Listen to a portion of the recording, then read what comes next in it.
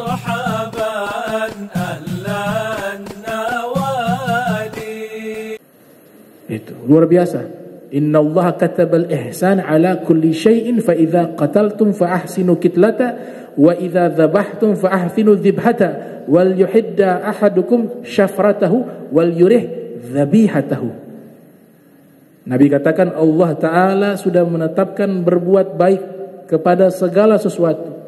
Kalau lagi jihad, terjadi peperangan misalnya, kalaupun membunuh musuh, bunuhlah dengan cara yang baik.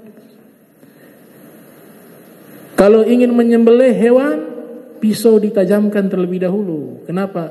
Jangan tumpul, menyakitkan, menyiksa hewan. Dan hiburlah hewan yang mau disembelih, kata Nabi. Ulama memberikan beberapa aturan dari hadis Nabi tersebut. Di antaranya cara menghibur, ngasih makan yang lebih, ngasih minum yang lebih kepada hewan yang mau disembelih. Kemudian kalau menggosok pisau jangan di hadapannya. Kalau menyembelih yang satu jangan diperlihatkan. Sebenarnya adab-adab itu diajarkan dalam Islam. Karena mereka juga merasa ini diajarkan oleh Nabi kita Muhammad SAW. Sampai seperti itu. Dan itu bukan kekejaman, memang hewan diciptakan untuk dikonsumsi. Dibuat semacam paradoks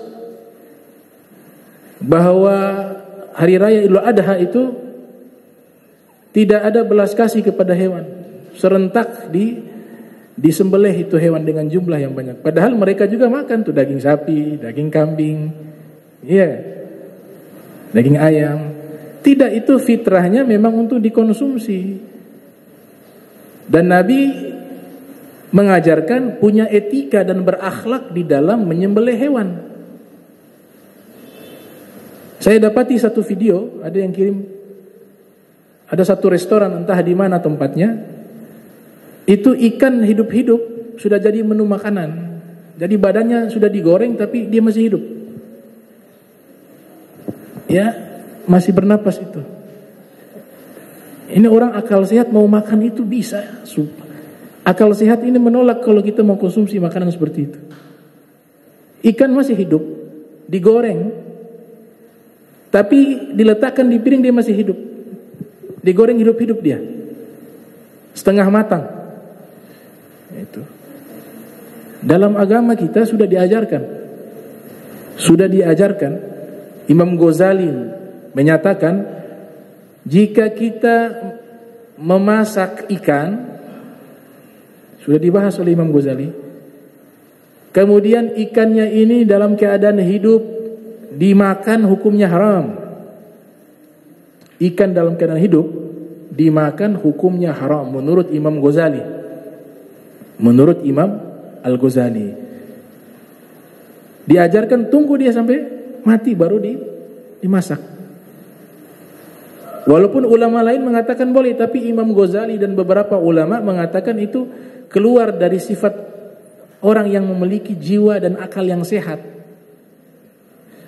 dan juga menyiksa hewan tersebut. Tidak boleh mengkonsumsi. Sekarang cumi hidup, ini hidup dimakan, ikan masih hidup dimakan. Imam Ghazali mengatakan haram. Al-Imam Ghazali mengatakan hukumnya haram. Bahkan Imam Ghazali mengatakan, Al-Imam Al-Ghazali menyatakan, kalau kita memancing ikan, dapat ikan yang besar. Biasa ikan yang fisiknya besar itu waktu matinya lama. Ya, dan juga ada beberapa jenis ikan yang dia bertahan hidup di daratan cukup lama. Ikan bawal misalnya, air tawar itu kalau kita tungguin itu lama matinya. Mau tunggu makan siang sampai makan malam mungkin dia masih hidup. Iya.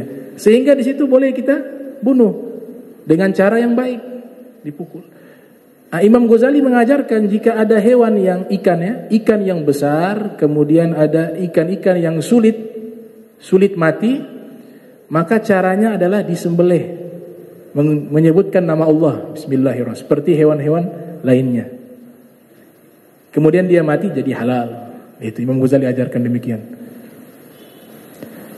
Nah, hukum dasar ikan sebenarnya mati tanpa sembelih ataupun disembelih sama. Dia kan bangkai yang suci.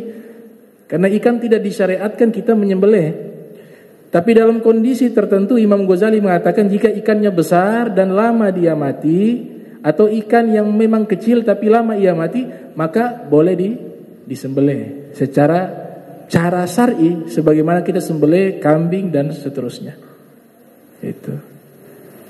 Nah, alhamdulillah syariat ini tidak mempersulit. Coba kalau ikan disyariatkan disembelih, coba. Yang susah itu nelayan ikan ngafi. Berapa banyak ikan yang dia sembelih itu, dia tuh satu persatu dia harus bismillahirrahmanirrahim, habis ada ribuan. Nah itu.